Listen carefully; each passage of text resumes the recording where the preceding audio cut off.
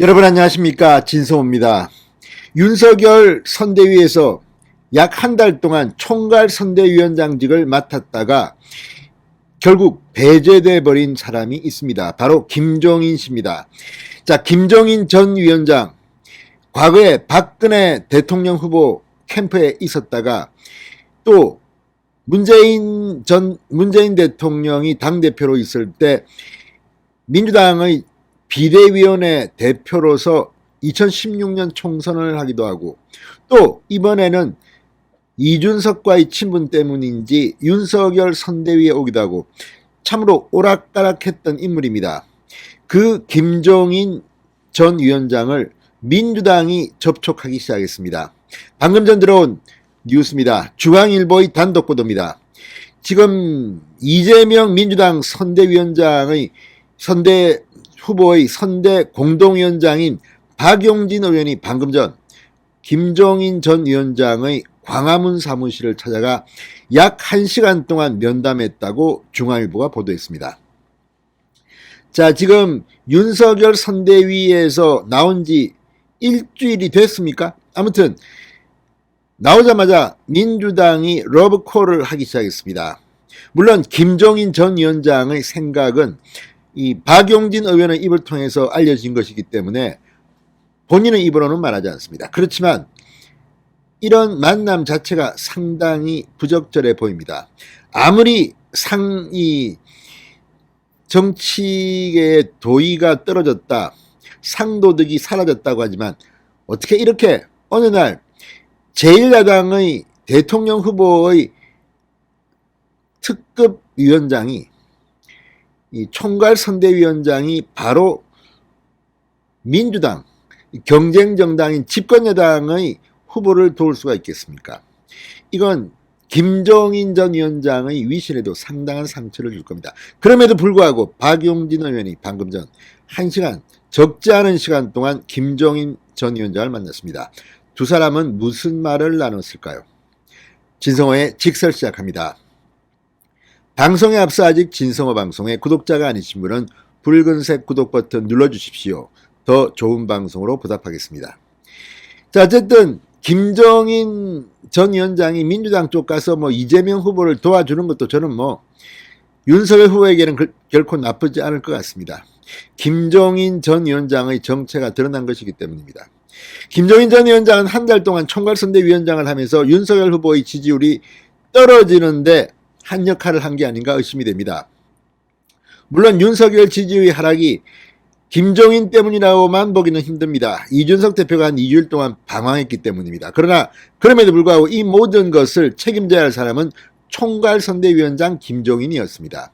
김종인이 오죽 못했으면 이준석이 가출했겠습니까? 두 사람은 굉장히 친합니다. 자, 이런 걸 보면 김종인이 그쪽으로 가도 크게 기여할 게 없을 것 같습니다.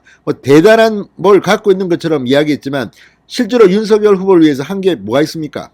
그런 김종인을 박용진 공동선대위원장이 만난 겁니다. 자, 방금 전 중앙일보가 단독 보도를 했습니다. 윤석열과 결별한 김종인, 민주당 러브콜 보냈다, 이런 제목의 기사입니다. 자, 이 민주당의 구애가 시작됐다. 이재명 공동선대위원장 박용진 의원이 이 김종인의 서울 종로구 사무실을 방문해 1시간가량 대화를 나눴다.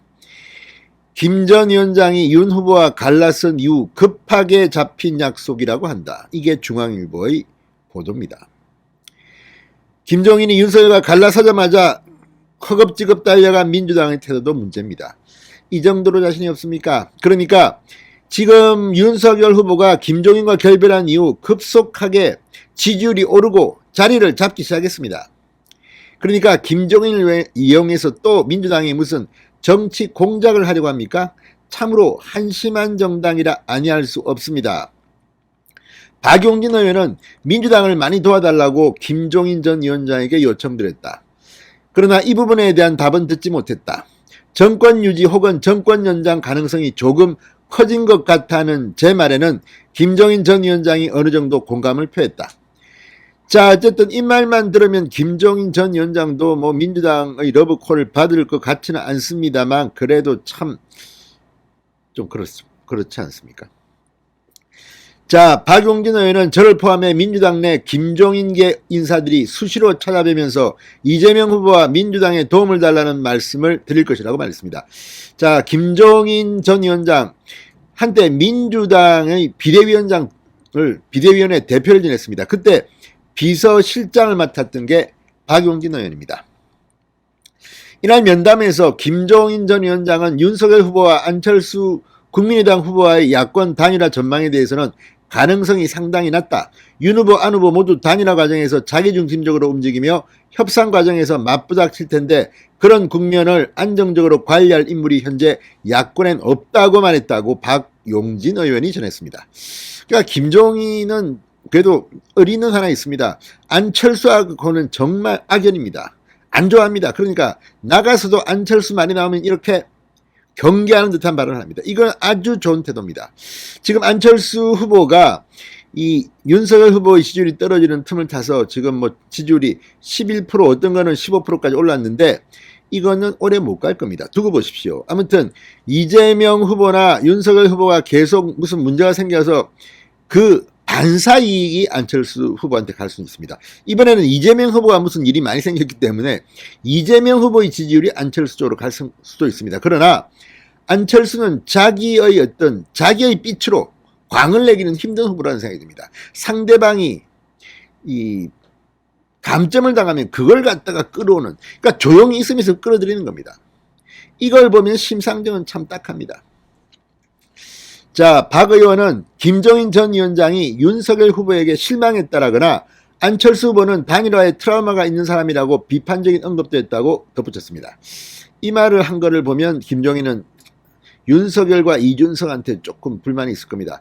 특히 이준석 대표는 최근 김종인 위원장의 합리에 대해서는 좀 부정적인 발언을 했습니다. 자, 아무튼 김종인을 향한 민주당의 러브콜 성공할까요? 성공하든 말든 별 관심이 없습니다. 크게 선거판을 흔들 수 없을 겁니다. 김종인의 기술자로서의 용처가 별로 없다는 것을 이번에 드러냈기 때문입니다. 김종인은 누차 말씀드리지만 정치 기술자 용병입니다. 결코 꼭 김종인을 모실 필요는 없습니다. 그런데 기술자로서 이번에 실패했습니다. 신성호의 직설이었습니다. 여러분 감사합니다.